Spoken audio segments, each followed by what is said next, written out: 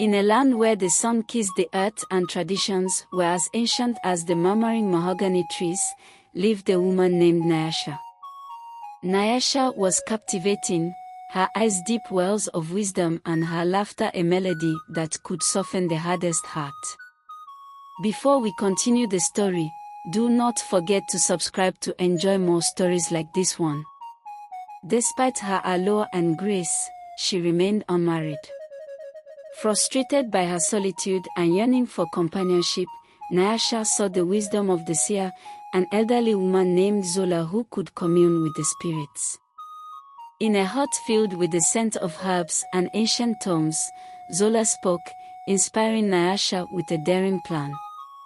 She decided to sleep with every eligible man in the village. This way, she reasoned, she would not only find her destined husband but also the best future leader for her people. As the weeks turned into months, the village buzzed with rumors.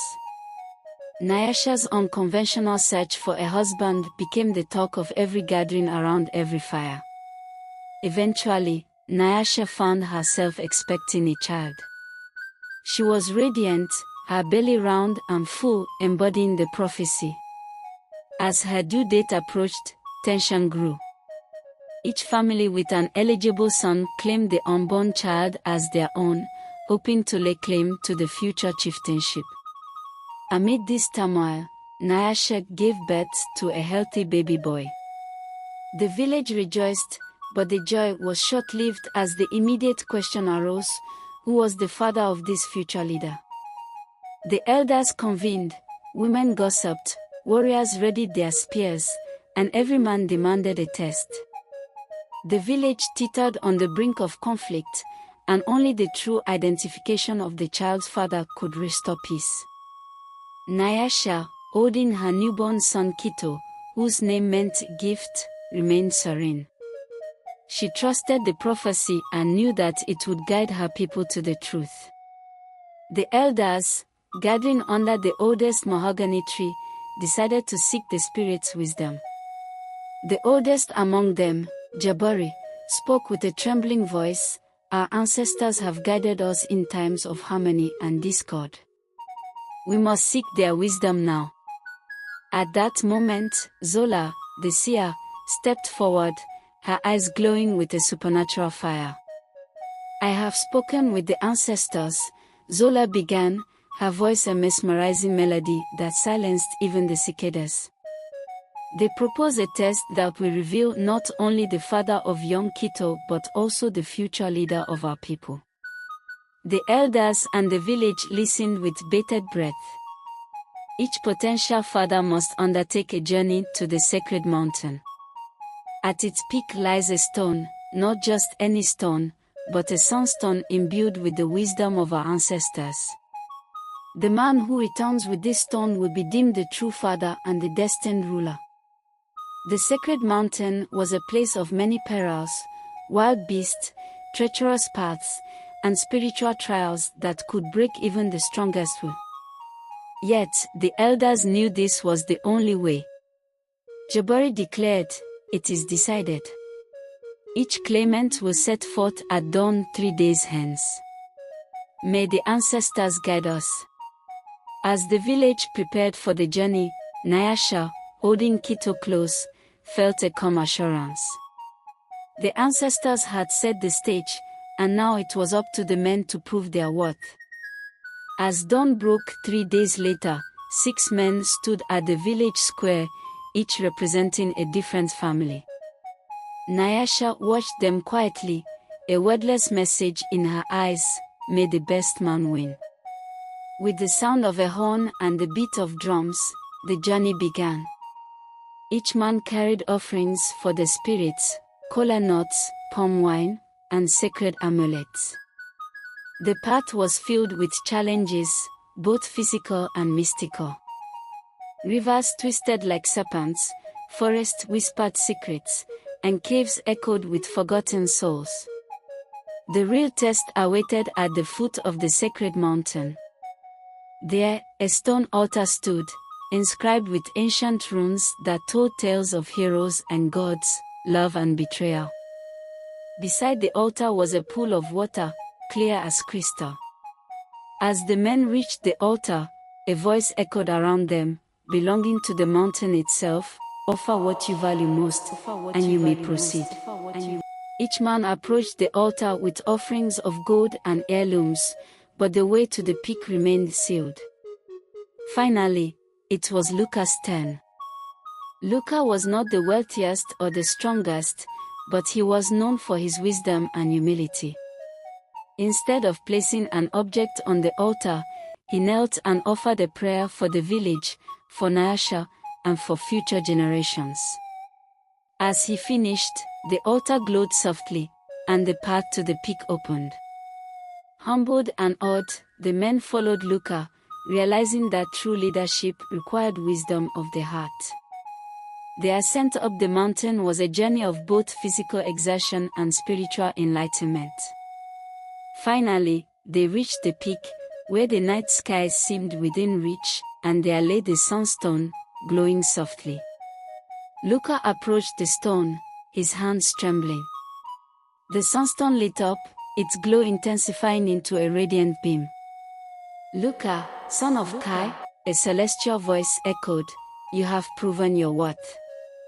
This child, Kito, is yours, and you are destined to lead your people." Overwhelmed, Luca fell to his knees. The men who accompanied him were silent, their envy and rivalry dissipated. As they descended the mountain, the village came into sight, bathed in the soft glow of dawn. When they arrived, the entire village had gathered. Luca stepped forward, holding the Sunstone high. "The ancestors have spoken," he declared. "I am the father of Kito, and it is my destiny to lead this village." The village erupted in cheers and ululations. The elders nodded in approval, and Nyasha, with Kito in her arms, walked over to Luca.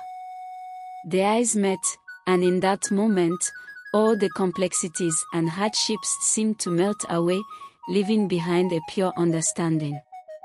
As Luca took his son in his arms, the village celebrated. Yet, Nyasha knew this was just the beginning. With the Sunstone as their guiding light and ancestral wisdom in their hearts, they were ready to face whatever challenges lay ahead together. Several months passed, and peace and prosperity settled over the village. One evening, as Nyasha nursed Kito, she overheard a conversation between Luca and Zolah.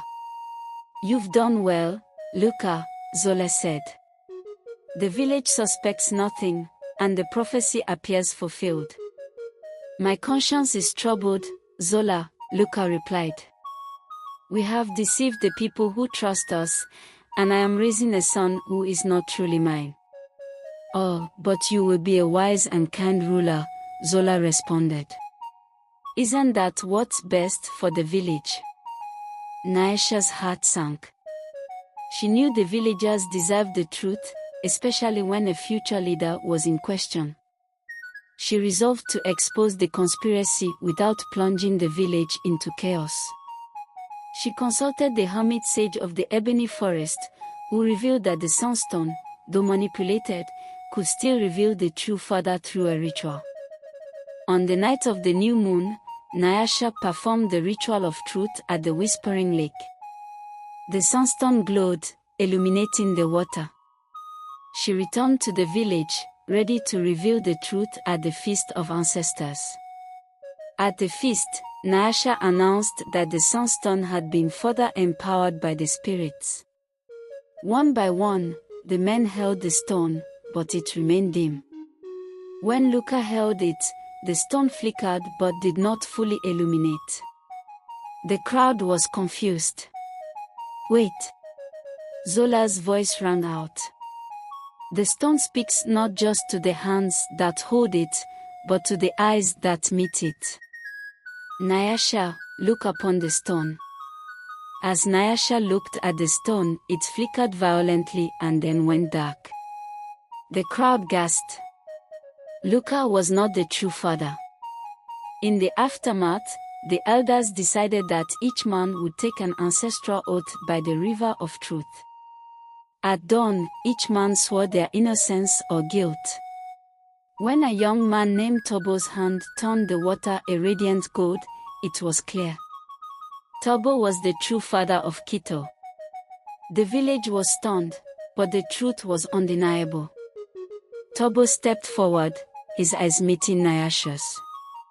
Elder Jabari announced, "Tobo is the father, as declared by the river of truth."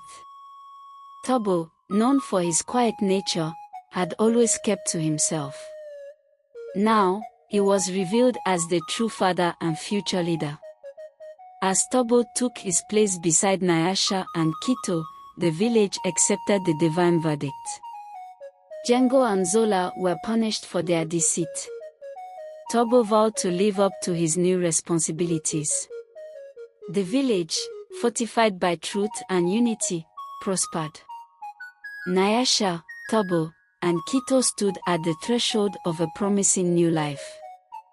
Their hearts were aligned with the enduring wisdom that truth, once revealed, has the power to heal, unite, and herald a brighter future.